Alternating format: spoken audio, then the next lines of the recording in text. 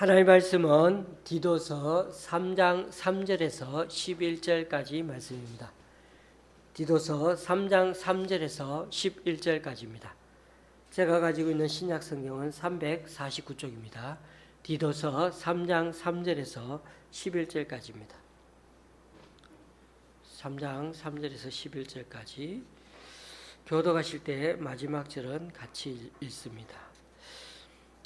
우리도 전에는 어리석은 자요 순종하지 아니한 자요 속은 자요 여러 가지 정욕과 행락에 종로를 한 자요 악독과 투기를 일삼은 자요 가증스러운 자요 피차 미워한 자였으나 우리 구주 하나님의 자비와 사람 사랑하심이 나타날 때 우리를 구원하시되 우리가 행한 바 의로운 행위로 말미암지 아니하고 오직 그의 긍휼하심을 따라 중생의 시성과 성령의 새롭게 하심으로 하셨나니 우리 구주 예수 그리스도로 말미암아 우리에게 그 성령을 풍성히 부어 주사 우리로 그의 은혜를 힘입어 의롭다 하심을 얻어 영생의 소망을 따라 상속자가 되게 하려 하심이라. 이 말이 미쁘도다. 원하건대 너는 이 여러 것에 대하여 굳세게 말하라. 이는 하나님을 믿는 자들로 하여금 조심하여 선한 일을 힘쓰게 하려 함이라. 이것은 아름다우며 사람들에게 유익하니라. 그러나 어리석은 변론과 족보 이야기와 분쟁과 율법에 대한 다툼은 피하라. 이것은 무익한 것이요 헛된 것이니라. 이단에 속한 사람을 한두 번 훈계한 후에 멀리하라. 이러한 사람은 네가 아는 바와 같이 부패하여 스스로 정죄한 자로서 죄를 짓느니라. 아멘.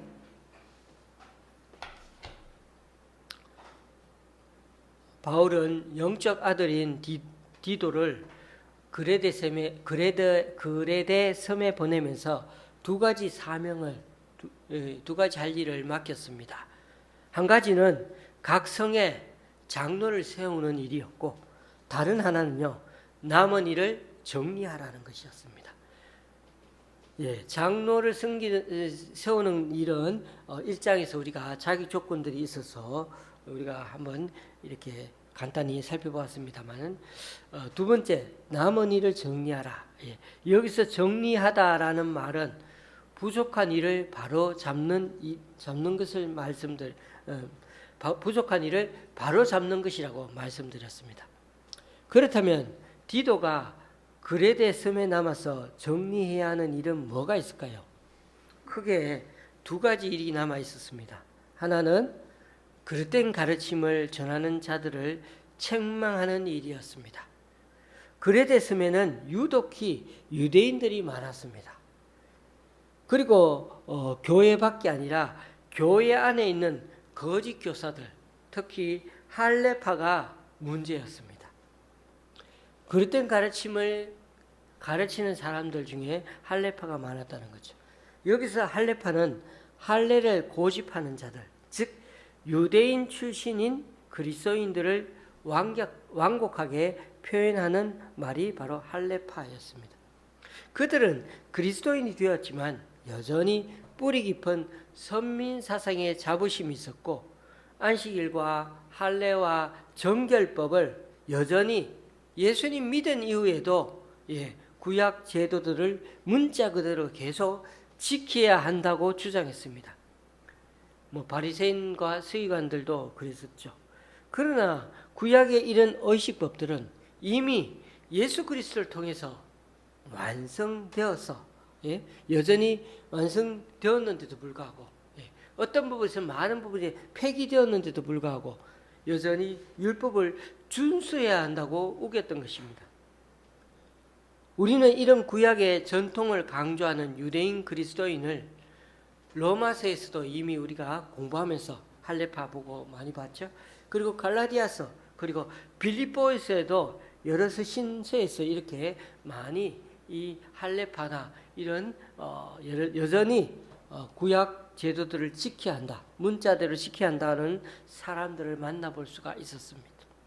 심지어 한국에서도 여전히 목사님들 중에는 주일에도 뭐 사 먹지 말라, 순댓국이나 선짓국 먹으면 안 된다, 이렇게 말하셨던 분이 예전에 계시는데 아직도 지키는 교회가 있는 것 같더라고요. 주일에는 장례식장을 못 가고 딱 밤 12시 넘어서야 차를 출발하게 하는 그런 목사님들도 저는 봤습니다. 물론 하나님을 더 경건하게 잘 믿으려고 그렇게 하는 자세는 좋았지만 잘못하면 율법주의에 매이게 되고 이 문제로 예수 믿는 사람들을 정죄하고 또 비판하게 된다는 게 큰 문제였습니다. 디도는 바로 이러한 할레파 성도들이 많은 그런 교회 내 문제를 해결하는 게 남은 일을 정리하는 것, 즉 부족한 점을 바로 잡는 일이라고 보았던 것입니다. 한마디로 이런 문제는 사실 그 사람들이 떠도 고치지 않는데 디도가 나타나서 그렇게 얘기할 때 얼마나 쉽지 않겠죠. 오래 걸리겠죠.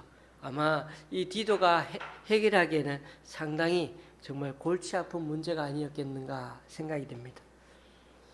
두 번째로 디도가 남아서 해야 할 일은 성도들을 바른 교훈으로 권면해서 선한 일을 행하는 성도로 양육하는 일이었습니다. 첫 번째 남은 일은 뭐였다고요? 거짓된 것을 가르치는 교사들을 상대하는 일이었다면, 두 번째 남은 일은 바로 성도들을 바르게 가르쳐서 선한 일을 더 많이 하게 하는, 그렇게 성도로 양육하는 일이었다는 것입니다. 디도서 말씀을 집중해서 잘 읽어보신 분이라면 선한이라는 단어가, 선하다라는 단어가 디도서에 참 여러 번 나온다는 걸 사실을 발견할 수가 있습니다. 디도서에는 선한이라는 단어가 그런 헬라어 단어가 10번 나옵니다. 참 많이 나오죠. 여러분은 아마 목사님 10번이 나올까요 하고 눈 닦고 계속 읽어보셔도요 10번 안 나옵니다. 8번까지는 찾을 수가 있습니다. 어떤 거는 선한 일을 선행으로 해가지고 해놨는데 어쨌든 그것까지 찾아서 8번 나오는 거는 찾을 수 있지만 나머지 두 개는 못 찾으실 겁니다. 왠지 아십니까? 나머지 두 개는 선한으로 번역이 안 되어 있고 좋은 또는 참된이라는 말로 번역이 되어 있거든요. 이게 뭔 말이냐면은 선한이라는 뜻이 헬라어로 아가도스인데 아가도스란 말을 선한으로 번역하지 않고 두 번은요 참된 좋은이라는 말로 번역해 놓았기 때문에 우리가 이 아가도스 선한이라는 말을 찾지 못하는 거죠. 어쨌든 그 헬라어 아가도스 선한이라는 말은 10번 나오는 것입니다. 그러니까 이렇게 10번이나 나오는 단어이니 얼마나 많이 강조한 말인지 알겠죠. 자, 한번 생각해 볼까요, 여러분? 디도서 1장에서 장로의 자격을 말하는 내용이 나오지 않습니까? 장로는 어떤 사람이 하느냐고요? 나그네를 잘 대접하고 이렇게 나오면서 선행, 즉 선한 행위를 좋아해야 하는 사람이라는 그런 문구가 나와 있습니다. 자격이. 선한 행위를 좋아하는 사람이 장로가 되어야 한다는 것입니다. 바울은 특별히 그레데 사람들을 생각하면서 이 자격 조건을 넣었던 거죠. 선한 행위, 즉 선행을 즐겨하는 사람을 교회 지도자 그리고 장로로 세워야 한다고 말합니다. 그리고 바울은 이렇게까지 말했는데요. 그레데 교회를 위협하는 세력들을 말할 때 선한 일을 버리는 사람들이라고 1장 16절에 표현했습니다. 그들 교회를 위협하는 그 세력들은 선한 일을 버리게 만들고 선한 일을 하지 못하게 하고 그런 사람들이 바로 교회를 위협하는 사람들이다. 그래서 금방 제가 이게 예를 들은 두 가지가 어떻게 되면 대비되는 얘기였죠. 그래서 금방 1장 16절 말씀을 제가 다시 한번 읽어드릴게요. 그들이 하나님을 시인하나 행위로는 부인하니 가증한 자요 복종하지 아니하는 자요 모든 선한 일을 버리는 자니라. 교회를 위협하고 대적하는 자들은 모든 선한 일을 버리는 자들이에요. 이처럼 지도자 디도가 볼 때는 그레데 성도들은 어떻다고요? 사회에서 선한 일을 잘 행하지 않는 사람들로 보였던 것입니다. 그러니까 어떻게 보면 예수는 믿는데 6일간의 사회생활 하는 사람들 보니까 주일날은 교회에 그래도 나오는데, 예.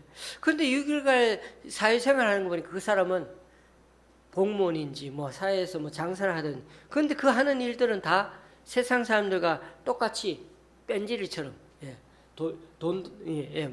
돈값도 속이고, 예. 정직하지 못하고, 예. 세상 사람들과 똑같이 물건값 깎으려고 싸우고 막 별반 다를 게 없이 그렇게 살아가는 거예요. 예. 좀 양보도 하고 좀 이해도 해주고 해야 하는데 그렇지 못하고 직장이나 사업 또 세상 여러 일들에서 남들과 똑같이 경쟁해서 막 이기려고 그렇게 하더니 저 사람들 저 그리스도 예수 믿는 사람들이 또 저래? 이러면 하나도 그 사람들이 교회에 오고 싶지가 않은 거죠. 그러다 보니 세상 사람들이 보면 교회 다니는 사람들과 세상 사람들 간의 차이를 못 느끼는 거예요. 다 똑같이 짠돌이요. 피도 눈물도 없는 회사 상관처럼, 예. 내 회사 상관이 저 교회 다니는 사람인데 별로 그 사람 때 교회 안 나가고 싶다는 거예요. 그래서 디도는 2장에서도 여러 번 이들에게 선한 삶을 살라고 가르치다 보니까, 예. 선한이란 말이 이 2장에만 해도 5번이나 나오고 있다는 것입니다. 사랑하는 교우님들, 우리 그리스도인들은 저 하늘 천국에만 가면 다 끝나는 인생 아닙니다. 하나님은 우리를 이곳에 부른 이유가 있습니다. 천국에 가려고 부르기도 하셨지만 무엇보다도 천국 백성이 되어서 이 땅에서 해야 할 일을 우리에게 맡기셨다는 사실을 기억해야 합니다.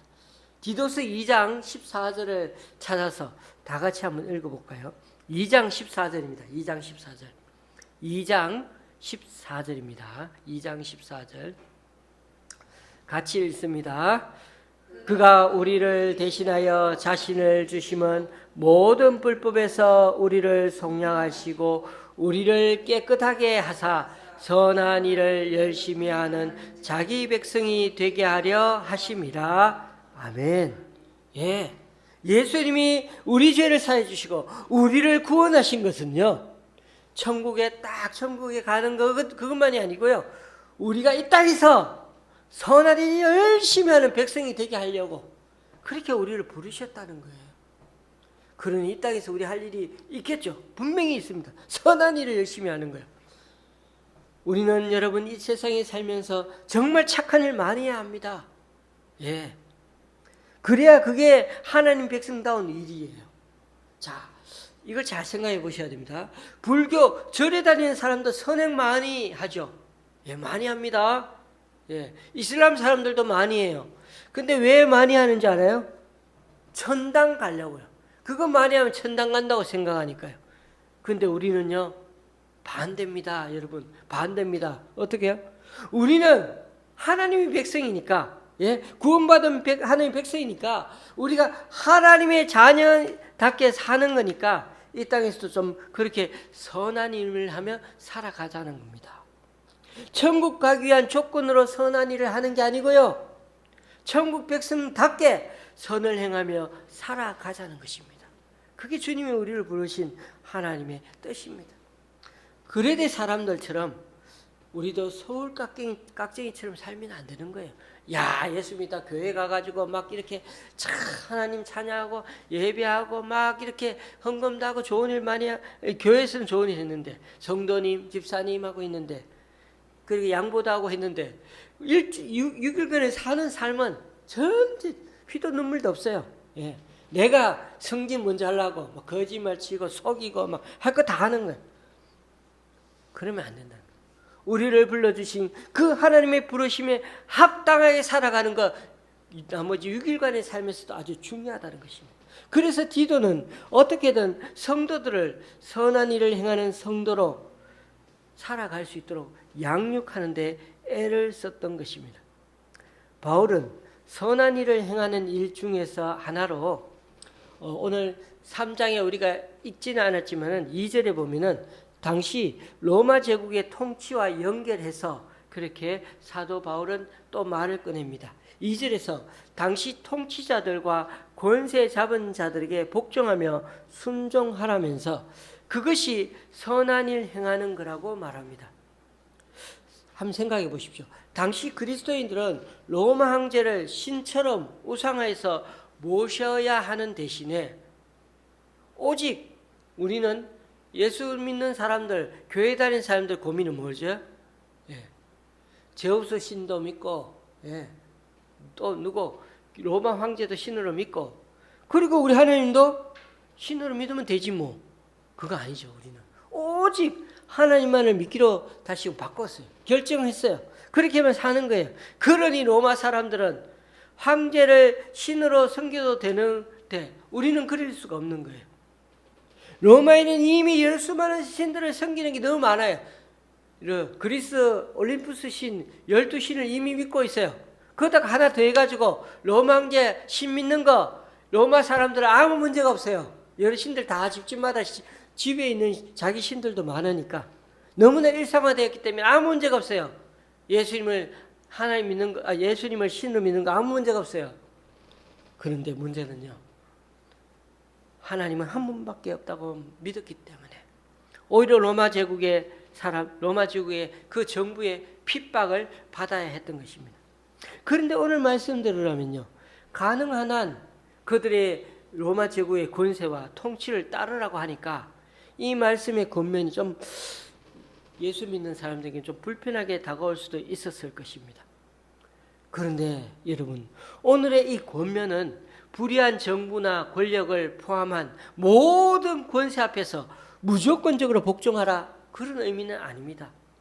하나님께서 허락하신 그 통치 질서 앞에서 기본적으로 받아들이며 순종하라는 거죠. 그래서 예수님도요, 물고기 입에서 꺼내가지고 세금을 바치게 하였잖아요.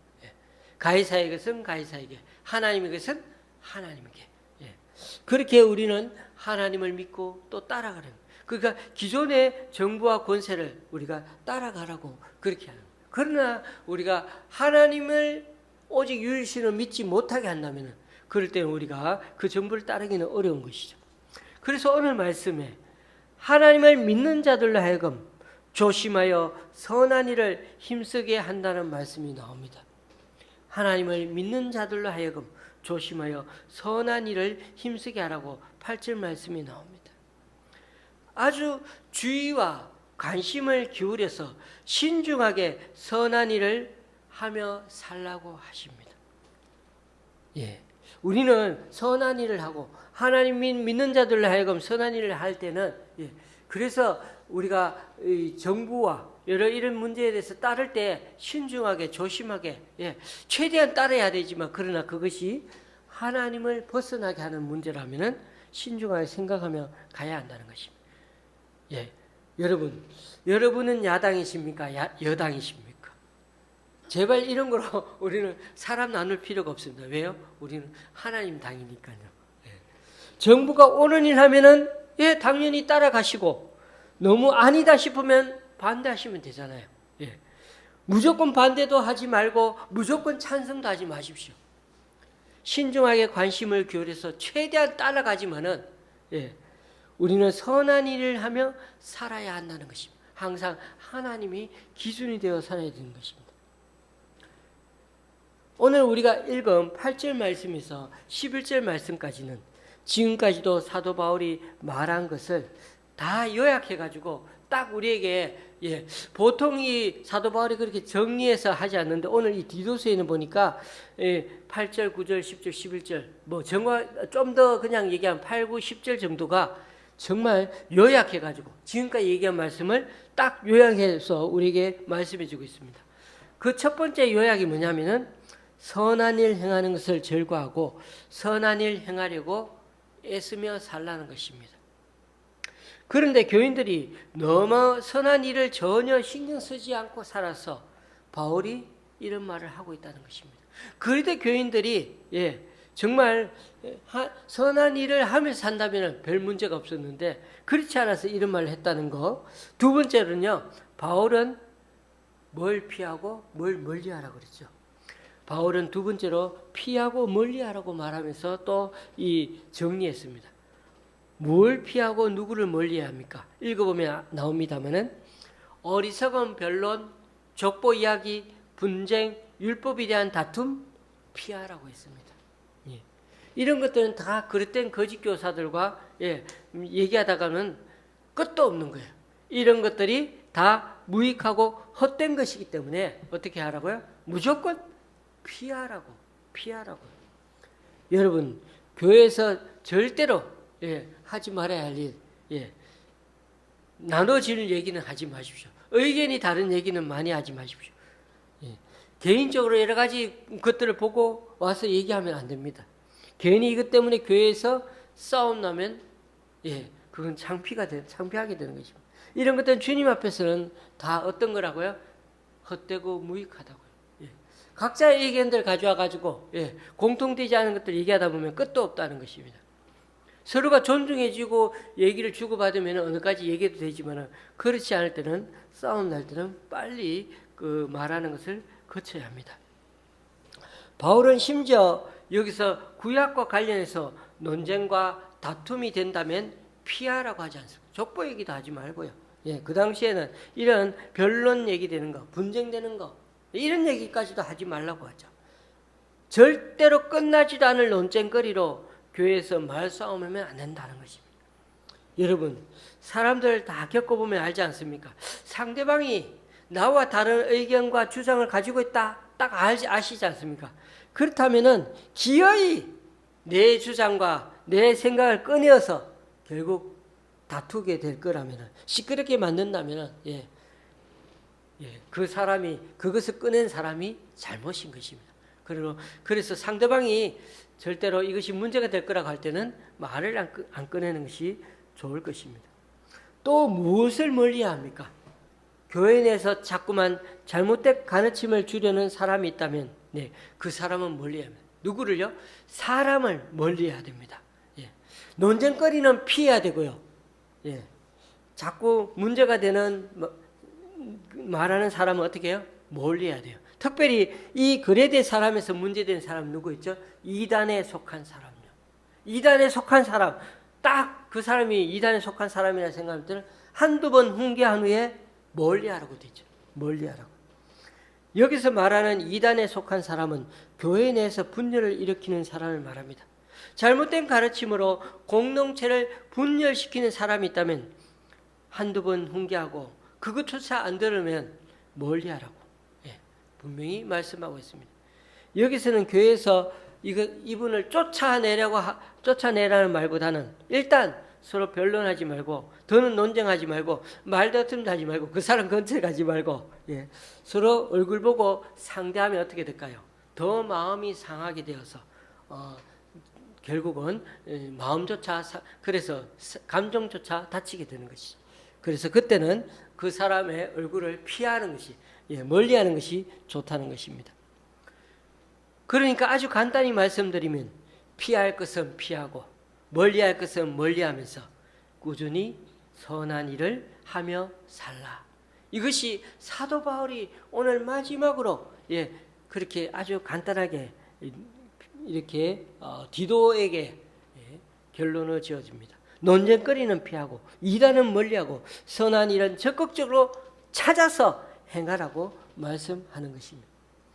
오늘 우리가 사는 사회를 둘러보십시오. 아침에 일어나서 인터넷 뉴스거리를 찾아보십시오. 저는 가능하면 뉴스 매스컴을 이렇게 신문들을 같이 매스컴을 같이 봅니다. 안 그러면은 자기 편만 드는 내용을 그 신문사들이 또 매스컴이 그렇게 그것만 딱 강조해서 실을 때가 참 많은데, 그러다 보면은 정말 이 내용의 사실적인 내용을 파악하기가 참 어렵습니다. 그럴 때 여러 내용들을 한꺼번에 파악하면은 이해하기가 편하다는 것입니다. 그래서 우리가 서로에 대한 비판거리 찾는 것은 어떻습니까? 금방 찾아집니다. 금방 눈에 띕니다. 그런데 남이 우리 자신에 대해서 뭐라 비판해 말하는 것은 내 귀에 잘 안 들려요. 들려도 절대 안 받아들여져요. 그만큼 우리 자신도 모르게 우리가 남에 대해 관용과 온유함이 부족하다는 증거입니다. 그러므로 우리가 어찌하든지 우리 자신이 정중동에 서려면은 다른 사람의 말도 듣고 또 내가 말할 때 내가 말하는 것도 좀 아껴서 말을 할 수가 있어야 된다는 것입니다. 어쨌든 여러분, 오늘 바울 사도가 힘주어 말하는 얘기를 한번 들어보십시오. 너는 이 여러 것에 대하여 굳세게 말하라. 어떤 것에 굳세게 힘주어 말한다고요? 선한 일에 힘쓰는 게 너무나 아름다운 일이라고요. 이 아름답다고 말하는 단어는 그냥 보기 좋다는 정도가 아니고요. 이 세상을 창조하신 후에 하나님의 입에서 나왔던 그 탄성이 있죠. 심히 아름답다, 심히 좋았더라 하는 그 말과 같은 의미입니다. 창세기에서는 단지 그것이 심히 좋았더라는 말이 히브리어였다면, 여기서 바울이 사용하는 말은 헬라어 표현이라는 차이밖에 없는 것입니다. 우리가 이 땅에서 선한 일을 하며 사는 게 본래 하나님이 창조하고 싶으셨던 사람의 모습이셨던 것입니다. 이것이 창세전에 이 세상과 그 안에 사람을 두기로 계획하시면서 하나님이 우리에게 기대하셨던 모습이었던 것입니다. 하나님을 사랑하는 사람, 하나님이 지으신 사람과 세상을 사랑하는 사람, 사랑으로 살고 은혜로 살고 하나님과 타인을 기쁘게 하기 위해 사는 사람, 관용하고 온유하고 의롭고 신중한 사람, 주님은 그렇게 창조의 리듬을 따라서 조화롭게 사는 사람을 보시면서 심히 좋다, 참 보기 좋다, very good 이라고 그렇게 말씀하실 것입니다. 그런 점에서 우리 믿는 사람들은 안 믿는 사람들과 우리는 같은 장소에 살고요, 같은 시대를 살아가지만요, 우리는 안 믿는 사람들과는 전혀 다른 질서 속에서 움직이는 사람들임을 아셔야 합니다. 우리는 똑같이 세상 사람들 같이 살아가는 것처럼 보여도 그렇지가 않는 것입니다. 같은 공기를 마시며 같은 직장에서 일하면서 살아가는 것 같아도요, 그러나 우리는 바울의 표현을 빌려서 우리의 시민권은 하늘에 있는 사람들입니다. 사실입니다. 사람들은 돈과 권력과 명예를 세상의 중심이라고 생각하고 살아가지만은 예수 믿는 사람들은 예수님은 세상의 연약한 이들, 고통받는 그 이들이 세상의 중심이라고 생각하고 그들을 돕고 그들을 위해 섬기고 그들을 향하여 우리가 같이 함께 살아가야 하는 그런 세상이라고 말씀하십니다. 저와 여러분이 잃어버린 양 한 마리를 찾는 그 주님의 목자의 심정을 정말 우리가 알 수가 있다면, 맨 나중 시간에 포도원에 들어와 잠시 일한 그 일꾼들을 주님께서 그 사람들까지 받아주신 그 주님 마음을 우리가 헤아릴 줄 모른다면 우리의 믿음은 도대체 어디에 근거하며 살아가고 있고 우리는 여전히 행위의 근거에서 살아가고 있는 존재들이나 마찬가지입니다. 우리는 다 그와 같은 존재들이고 주님의 은혜로 우리는 지금도 살아가고 있는 존재들이 아닙니까? 우리가 너무나 자연스럽게 세상의 북소리에 따라서 지금도 척척 발을 맞춰 걷는다고 생각하니까, 그렇게 지금까지 정신이 팔려서 살다 보니까 이미 우리에게 주신, 선물로 주신 그 고귀한 주님의 삶을, 은혜로 사는 이 삶을 우리가 주님의 뜻에 맞게 아름답게 살아내지 못하고 우리도 여전히 세상 사람들처럼 이 세상에서 막 생존 경쟁하는 것처럼 맨날 치고받고 살아가는, 바빠요, 늘 여유가 없어요, 그렇게 살아가는 것처럼 보이는 것은 아닙니까? 지금도 아무리 우리 삶에 수많은 기적이 우리 삶 속에서 일어나고 있어도 마치 안 못 보는 그런 사람처럼 주님이 우리의 삶 속에서 그렇게 역사하고 계시는데도 그냥 지나치고 살아가고 있어서 그 하나님에 대한 감사, 그 하나님에 대한 고마움을 너무나 당연한 것처럼 생각하고 잊어버리며 살아가는 존재는 아닙니까?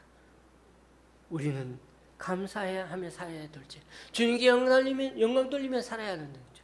지금 이 자리에 지금 숨쉬고 살아간다는 존재가, 살아가는 자체가 얼마나 감사한지를, 기적과 같은 삶인지를 우리가 고백하며 살아갈 때 우리 이 삶이 정말 주님 앞에 은혜로 사는 삶임을 먼저 깨달을 수가 있는 것입니다. 주님께서 십자가에 당신의 몸을 우리에게 내어주신 까닭은 우리를 불법에서 건지시고 깨끗하게 하셔서, 어떻게 해요? 선한 일에 열심을 내는 백성으로 삼으시려고 하는 것입니다. 나는 내가 온 것은 어떻게 해요? 양들이 생명을 얻게 하고 또 더 풍성하게 더 넘치게 얻게 하려고 왔다고 말씀하셨습니다. 다른 이에게 삶의 기쁨을 더해 주려고 하는 마음, 인생의 아름다움을 더 누리게 할 수 있는 일들이야말로, 그것이야말로 주님 보시기에 가장 선한 일이라는 것입니다. 그 일을 위하여 저와 여러분을 부르셨는데 여전히 우리는 욕망이 사로잡혀서 자기 것만 챙기는 이거, 내가 이제는 구원받았으니까 여기서 잘 먹고 잘 살고 가면 땡이야 라고 하는 것, 그렇게 하며 산다면 우리는 저 세상 사람들과 다를 바가 없다는 것이. 그래서 하나님을 경외하는 사람들은 사람들을 만날 때마다 저 사람들을 어떻게든 주님께로 인도하고 어떻게든 정말 선한 일로 그 사람들에게 함께 기쁨을 누리고 섬길 수 있는가를 부단히 노력하고 찾아 나서는 주님의 사람들이 되어야 한다는 것입니다. 그러므로 교우님들, 우리가 정말 다른 사람들의 필요에 부응하고 정말 이 세상에서 선한 일을 하려면 부단히 나 자신으로부터 자꾸만 어떻게 벗어나려고 하는 연습이 필요합니다. 그래서 예수님은 자기를 부인하라고, 끊임없이 자기를 부인하라고 했죠. 내 자신의 자아에 갇혀 있어서 내 거만 찾는 것이 아니라 주님께서 정말 내 주변의 사람들을 위해서 나를 부르셨구나 하는 것을 깨닫는 자아가 참 중요하다는 것입니다. 자기 상처만 바라보고 사는 사람들은 절대 다른 사람들을 사랑할 수가 없는 것입니다. 왜냐하면 자기 연민과 자기 비애에 사로잡혀 있기 때문에 다른 사람들을 절대 볼 수 있는 그런 마음의 여유가 없는 것입니다. 다른 이들의 상처를 싸매주기 위해서는 내 몸에 감았던 그 붕대를 풀 때 오히려 우리 영혼의 새살이 돋아나면서 다른 사람들을 섬기고 돌볼 수가 있는 그런 놀라운 은혜가 임하게 되는 것입니다. 그것이 바로 신앙의 신비인 것입니다. 함께 살아가려고 하고 내가 부족하지만 내 것만 아니라 다른 사람들에게 나눠주려고 할 때 신앙의 신비와 놀라운 역사가 일어나게 되는 것입니다. 그래서 사도 바울은 어리석은 논쟁과 족보 이야기에 더 이상 열을 올리지만 말고 율법에 대한 해석을 둘러싸고 싸우는 이들을 보면서 너무나 안타까워하는 것입니다. 그것은 아무 유익이 없어. 사소한 차이를 받아들이지 못해서 사랑을 저버리는 것보다도 그런 어리석은 일이 이 세상에는 더는 없어야 할 것입니다.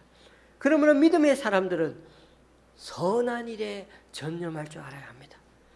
점점 망가져가는 이 세상, 다들 온통 가짜 행복에 신기루 같은 가짜 그 행복을 찾아서 방황하는 그 세상을 이제는 우리가 정말 진짜를 찾았기 때문에 그 진짜를 소개해 주려고, 그 진짜를 들고 나가서 치유하시려고 그렇게 주님은 우리 각자를 불러 세우셨습니다. 기억하십시다. 온 세상을 우리가 주님의 등불을 비추면서 밝힐 수는 없어도 우리 주변만은 밝힐 수가 있습니다. 작은 희망일지라도 우리가 그 작은 등불을 들고 함께 찾아가도록 도와주고 또 환대하는 공간을 열기 위해 애쓰는 사람들이야말로 주님 보시기에 별과 같이 빛나리라, 새벽별과 같은 존재야라고 다니엘서에서 그렇게 말씀하시는 그 칭찬의 목소리가 들리지 않습니까? 부디 우리 각자가 주님과 함께 이 어두운 세상을 밝히고 맑히는 일들을 위해서 헌신하며 살아가는 저와 여러분이 될 수 있기를 주님의 이름으로 간절히 축원합니다. 기도하시겠습니다. 하나님 아버지, 우리도 그레데 사람처럼 생존 경쟁의 치열한 세상 속에서 선한 일은 버리고 오로지 자기 애에 빠져 살아갈 때가 많았습니다. 오늘 말씀으로 무엇이 더 중요한지 또 어떻게 하는 것이 복음에 합당하게 살아가는지를 제대로 깨닫는 이 시간 되게 하여 주옵소서. 그리하여 앞으로는 관용과 온유를 드러내며 선한 일을 행하기에 준비된 자들이 되게 하시며 우리를 삶의 현장에서 작은 등불, 희망을 밝혀주므로 주님의 선한 영향력을 끼치는 주님의 백성들이 다 되게 하여 주시옵소서. 예수님의 이름으로 기도드리며 이제 우리 모두 주님께서 가르쳐 주신 기도를 한 목소리로 함께 기도하오니 하늘에 계신 우리 아버지여 이름이 거룩히 여김을 받으시오며 나라의 마옵시며 뜻이 하늘에서 이룬 것 같이 땅에서도 이루어지이다. 오늘날 우리에게 일용할 양식을 주옵시고 우리가 우리에게 죄 지은 자를 사하여 준 것 같이 우리 죄를 사하여 주옵시고 우리를 시험에 들게 하지 마옵시고 우리 다만 악에서 구하옵소서.